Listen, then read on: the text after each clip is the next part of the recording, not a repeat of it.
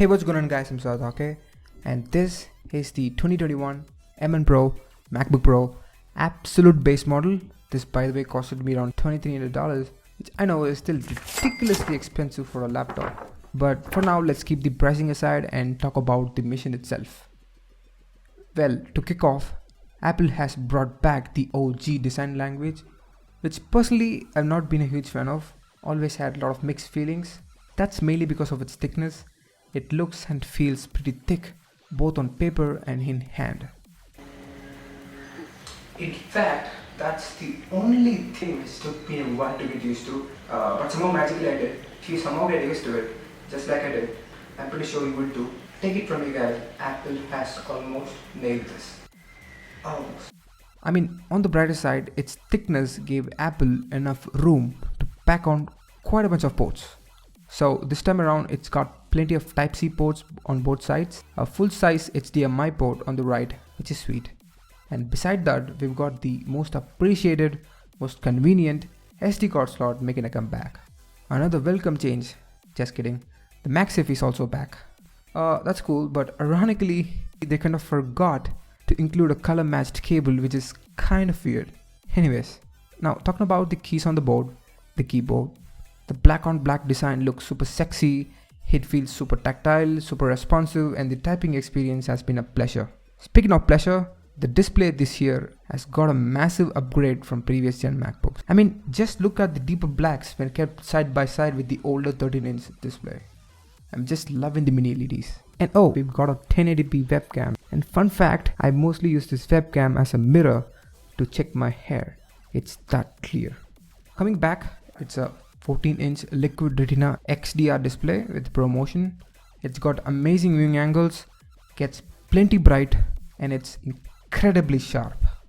And on top of it, the 120Hz ProMotion is like the icing on a cake. Its buttery smooth animations has absolutely spoiled me for the months I've been using it, to the point where I really don't want to go back to a standard 60Hz anymore.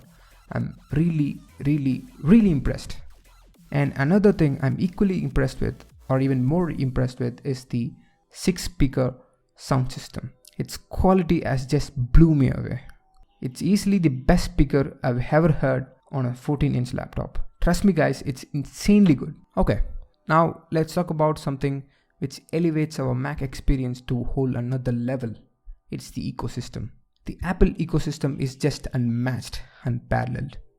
The fact that my AirPods connects to my Mac almost instantly as soon as I open the case, and the ability to use my iPhone's hotspot directly on my Mac with just a click of a button is hands down the best aspect of using any Mac. Another brilliant ecosystem feature is that when someone calls you, you can not only answer the call on your iPhone, but also on your Mac, Apple Watch, or even on a car via CarPlay. I mean, how cool is that guys? Alright, now let's talk about the USP of this device. It's the performance. This guy handled everything I threw at it like a boss. Editing videos on Final Cut Pro is such a breeze. The 16GB of RAM along with crazy fast SSD speeds makes this a beast of a machine. And you know what? I've never had a single hiccup or even encountered any kind of overrating or something like that so far, which is just fabulous.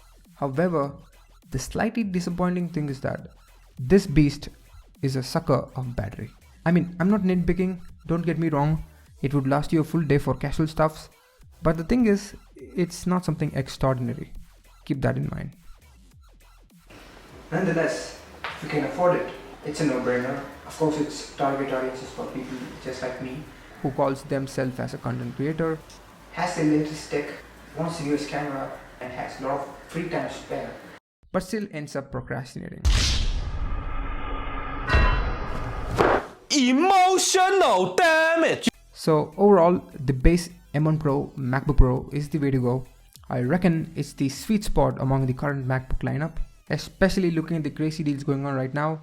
You can grab one of this for like around $1,700, which is basically a steal.